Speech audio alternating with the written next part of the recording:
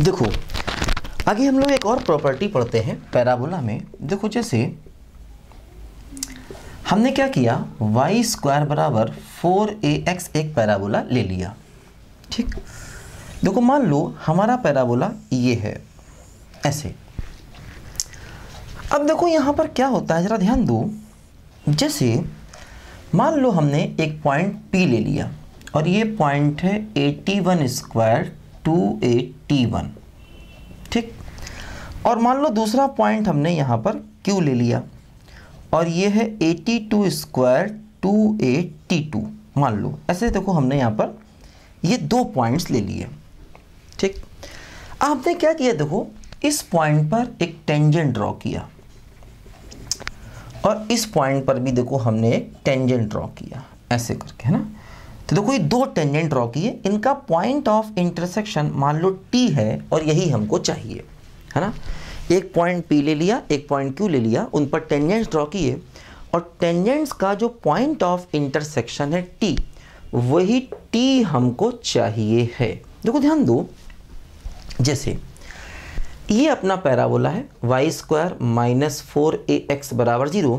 इस पर हम टेंजेंट निकालते हैं। देखो इक्वेशन ऑफ टेंजेंट, ठीक है, एट P क्या है 81 स्क्वायर 281, है ना।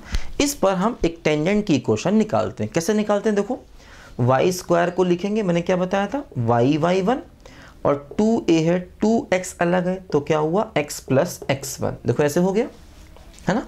टेंजेंट का इक्वेशन कैसे निकालते हैं, x1 y1 पॉइंट पर बोलो, वाई स्क्वायर को लिखेंगे y1 और देखो यहाँ 4ax है तो 2a अलग और 2x अलग, 2x को लिखेंगे x प्लस x1। देखो x1 y1 ये वैल्यू पुट करो तो y इंटू y1 मतलब 281 माइनस 2a और x प्लस x1 तो 81 स्क्वायर बराबर 0। ऐसे हो गया, देखो, है ना।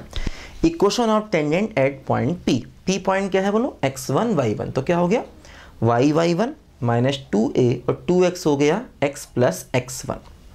ठीक है, देखो 2a कॉमन लेके हटा दो तो क्या बचेगा, y1 minus x minus 81 square बराबर 0। ऐसे हो गया, है ना। 2a कॉमन लेके हटा दो, ठीक है। अब देखो इसी प्रकार अगर हम इक्वेशन ऑफ टेंजेंट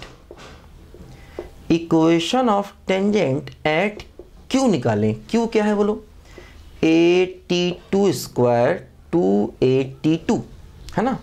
तो देखो इसमें क्या होगा, T1 की जगह पर T2 हो जाएगा तो y2 minus x minus a square बराबर 0, है ना।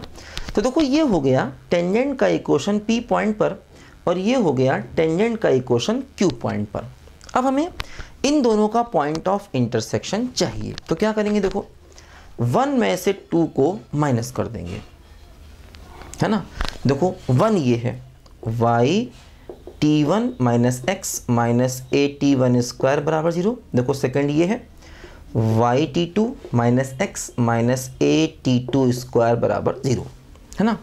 इसमें से इसको माइनस कर दो तो क्या हुआ, देखो ये माइनस ये प्लस और ये प्लस, है ना। दो लाइंस का पॉइंट ऑफ इंटरसेक्शन चाहिए, एक लाइन ये है एक लाइन ये है ना, इन दोनों का हमें पॉइंट ऑफ इंटरसेक्शन चाहिए। देखो ये कैंसिल हो गया, यहाँ से y आ गया कॉमन तो क्या बच गया T1 माइनस T2 और यहाँ से देखो माइनस 81 स्क्वायर प्लस 82 स्क्वायर बराबर 0। ठीक है, देखो y और ये हो गया T1 माइनस T2, ठीक है। और देखो माइनस a कॉमन लिया तो T1 square minus T2 square बराबर 0। अब देखो ये हुआ y ब्रैकेट में T1 minus T2 minus a और देखो इसके फैक्टर्स किए T1 माइनस T2 और T1 प्लस T2 बराबर 0। अब देखो T1 माइनस T2 हमने कॉमन ले लिया पूरे में से और डिवाइड कर दिया तो क्या हुआ y माइनस a और T1 प्लस T2 बराबर 0। देखो y हो गया a ब्रैकेट में T1 प्लस T2, देखो ये y आ गया, है ना। T1 माइनस T2 को देखो कॉमन ले लिया और पूरे से डिवाइड कर दिया, ठीक। देखो ये y की वैल्यू आ गई, अब देखो ये y की वैल्यू अगर हम यहाँ पर रख दें, देखो x मिल जाएगा। देखो x क्या हो गया, x हो गया yt1 माइनस at1 स्क्वायर। देखो ये x हो गया, ठीक।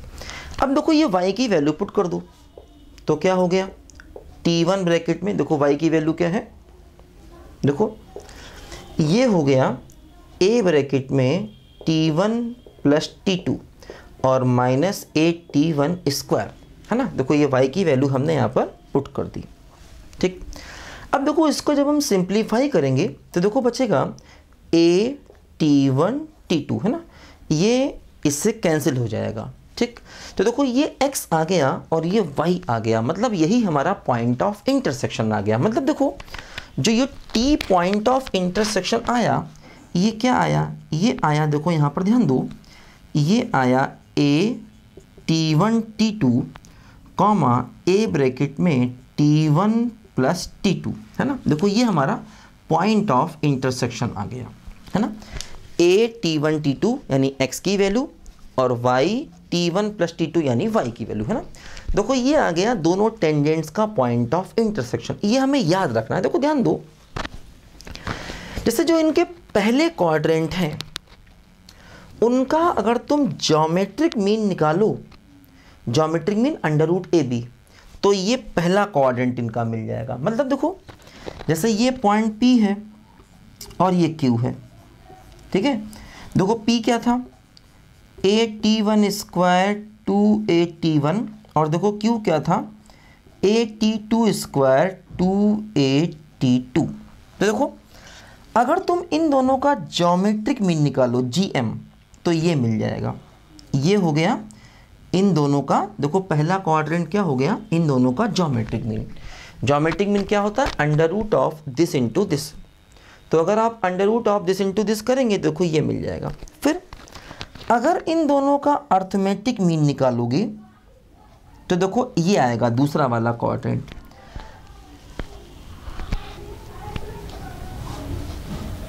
अर्थमेटिक मीन का मतलब दोनों का सम बाई 2, है ना। ज्योमेट्रिक मीन क्या हो गया, अंडर रूट AB, ठीक। अर्थमेटिक मीन क्या हो गया, A प्लस B बाई 2, है ना। इन दोनों को सम करके 2 से डिवाइड करोगे, देखो ये मिल गया दूसरा क्वाड्रेंट। इन दोनों का ज्योमेट्रिक मीन लोगे तो पहला क्वाड्रेंट। ये बात हमें याद कर लेनी है, लिखो बच्चों ध्यान से इसको।